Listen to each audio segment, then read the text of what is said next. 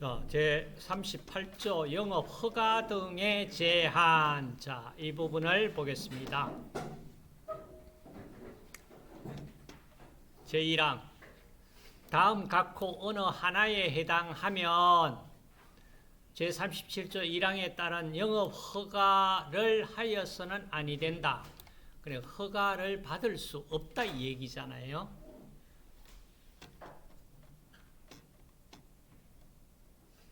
37조 1항.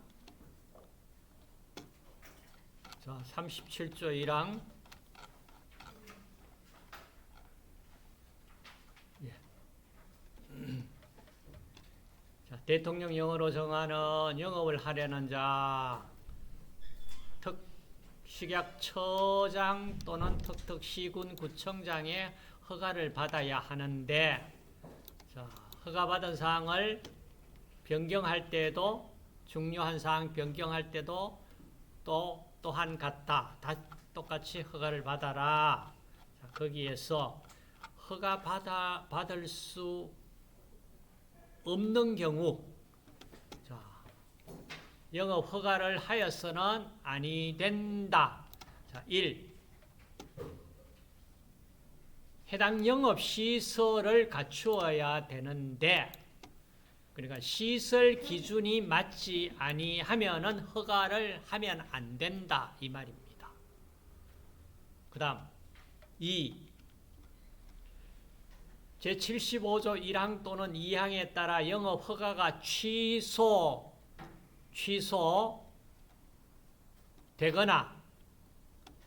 식품 등 표시 광고에 관한 법률 제16조 1항 제2항에 따라 영업 허가가 취소되고, 자, 6개월이 지나기 전에 같은 장소에서 같은 종류 영업을 하려는 경우, 자, 다만 여기도 단서 있다. 영업시설 전부를 철거하여 영업 허가가 취소된 경우에는 그러하지 아니하다.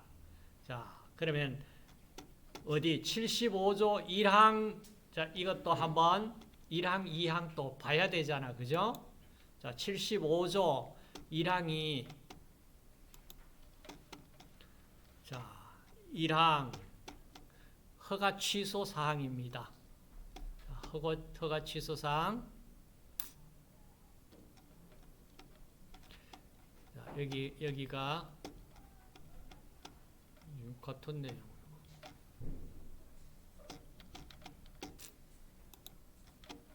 허가 취소가 됐는데 그 허가 취소된 곳에서 같은 장소에서 같은 종류 영업을 6개월 내에 다시 하고자 한다. 이렇게 이럴 경우는 허가를 내줘서는 안 된다. 그 말이에요. 그럼 75조 1항에 따라 허가, 자, 지금 허가 취소 사항이 44조 제2항도 봐야 되고 75조 1항 2항도 봐야 되고, 자, 이렇게 봐야 되는데 더 뒤쪽에 넘어가서 보시면은 되게 상당히 좀 중한 경우입니다. 중한 경우에 취소가 된 경우에 이때 다시 일정 기간 6개월, 지금 6개월 나왔어요. 그 다음 또 두 번째 나옵니다. 2년이 지나기 전에, 자, 영업 허가가 식품 표시 광고에 관한 법률을 위반해서 영업 허가가 취소되고 2년이 지나기 전에, 자, 2년 언더라인 하시고 다시 취소된 영업과 같은 종류 영업을 하려는 경우, 자, 이 경우 영업 허가 내줄 수 없다. 그 다음 44조 제2항 제1호 위반하여 영업허가 취소된 경우나 75조 제1항 19호에 따라 영업허가가 취소된 경우 3년이 지나기 전에, 자, 3년이 지나기 전에, 자, 이 업은 식품 적객업 얘기입니다. 3년이 지나기 전에 또다시 또다시 허가를 내달라. 그러면 내주면 안 된다. 안 된다. 지금 보시면은 전체, 자, 지금 나와 있는 경우가 영업 허가 내주면 안 된다. 그러는 6개월 나왔고 2년 나왔고 3년 나왔습니다. 자, 6개월, 2년, 3년. 자, 각각이 어떤 경우일까? 그 조항 들어가서 찾아보고 나서 자, 정리를 합시다. 자, 그 다음 넘어가서 영업 승계. 자, 승계. 영업자가 영업을 양도하거나 사망한 경우 또는 법인이 합병한 경우 그 양수인 또는 상속인 또는 합병 후 존속하는 법인이나 합병에 따른 설립된 법인은 그 영업자 지위를 승계한다. 그러니까 영업 승계가 가능하다 이 말이에요. 자, 이때 제2항 다음 각호 어느 하나에 해당하는 절차에 따라 영업시설의 전부를 인수한 자는 그 영업자의 지위를 승계한다. 이 경우 종전의 영업자에 대한 영업허가 등록 그가 한 신고는 효력을 잃는다. 그리고 영업 승계를 할 때에 자, 어떤 때 민사집행법에 의해서 경매를 통해서 채무자 회생 파산에 의한 법률에 의해 따라서 환가 국세징수법, 관세법, 지방세징수법에 따른 압류재산을 매각했다. 그 매각된 걸 내가 샀다. 그럴 경우에 자, 이런 영업승계가 가능하다. 영업승계가 가능하다. 승계에 필요한 내용들은 시행규칙 쪽에 상세히 나오니까 자, 여기까지 하고 그 다음 이 건강진단은 건강진단 식품위생교육 여기까지 보도록 합시다. 자, 건강진단은 총리령으로 정하는 영업자 및 그 종업원은 건강진단을 받아야 한다. 건강진단을 받아야 한다. 다만 단수조항입니다. 다른 법령에 따라 같은 내용의 진단을 받은 경우에는 이 법에 따른 건강진단을 받은 것으로 본다.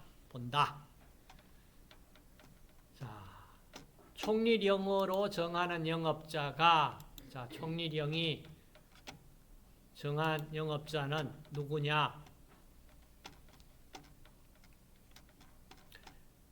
법제 40조 제1항에 따라 건강진단을 받아야 하는 사람은 어떤 사람이냐 하면은 식품 또는 식품 첨가물, 자, 첨가물을 채취, 제조, 가공, 조리, 저장, 운반 및 판매하는 일에 직접 종사하는 영업자 및 종업원으로 한다. 자, 관로 소개, 제외 사항이 있습니다. 화학적 합성품 또는 기구의 살균 소독제는 제외한다. 언더라인 하시고 또 완전 포장된 식품 또는 식품 첨가물을 운반하거나 판매하는 일에 종사하는 사람은 건강진단 대상자에서 제외된다.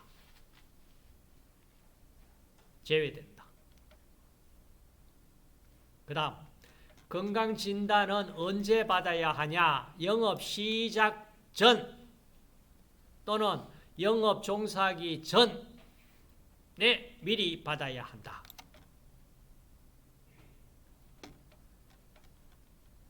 일항에 따른 건강진단은 자, 식품위생 분야 종사자의 건강진단 규칙에서 정하는 바에 따른다. 자, 이렇게 규칙이 또 있습니다. 식품위생 분야 종사자 건강진단 규칙. 자, 이렇게 되어 있습니다. 건강진단 규칙에 보시면은 우리가 진단이 이게 굉장히 식품에서 아주 철저하게 관리가 되어야 됩니다. 자, 건강진단 항목은 식품위생법 40조 1항 및 같은 법 시행 규칙 제49조에 따라 건강진단을 받아야 하는 사람의 진단 항목은 별표와 같다. 자, 진단 항목 한번 열어볼게요. 자, 진단 항목. 대상은 앞쪽에서 우리가 봤습니다. 대상은 자, 봤고 진단 항목은 1. 장티푸스 식품위생 관련 영업 및 집단급식소 종사자만 해당한다. 자, 장티푸스, 폐결핵, 전염성 피부질환,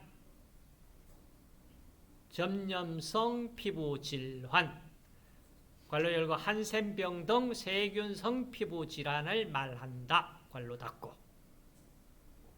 자, 그러면은 건강진단을 받아야 될 사람, 제외되는 사람, 건강진단 항목 이 세 가지. 이건 언제든지 자주 시험에 등장하는 항목입니다. 자, 그 다음, 자, 여기 건강진단은 실시했고, 그 다음 제4조에 감염병 환자의 발생 신고. 자, 신고. 한번 볼게요. 의료기관 장은 제3조에 따라 건강진단을 실시한 결과, 감염병 환자가 발생한 경우에는 감염병 예방 및 관리에 관한 법률 제11조에 따라 관할 보건소장에게 신고하고 의료법 제22조에 따라 진료기록부 등 기록을 보존하여야 한다. 자, 이렇게 딱 명시가 되어 있습니다. 자, 그럼 닫고 건강진단 대상자 됐고, 그 다음 육시행규칙 제50조. 자, 50조에 영업에 종사하지 못하는 질병 종류는 어떤 것이 있습니까? 이렇게 질문의 문제가 충분히 나올 수 있잖아. 자, 제40조 제4항에 따라 영업에 종사하지 못하는 사람은 다음 질병에 걸린 사람으로 한다. 1. 감염병 예방 및 관리에 관한 법률 제2조 제3호 과목에 따른 결핵. 자, 결핵. 관로 열고 비감염성 경우는 제외한다.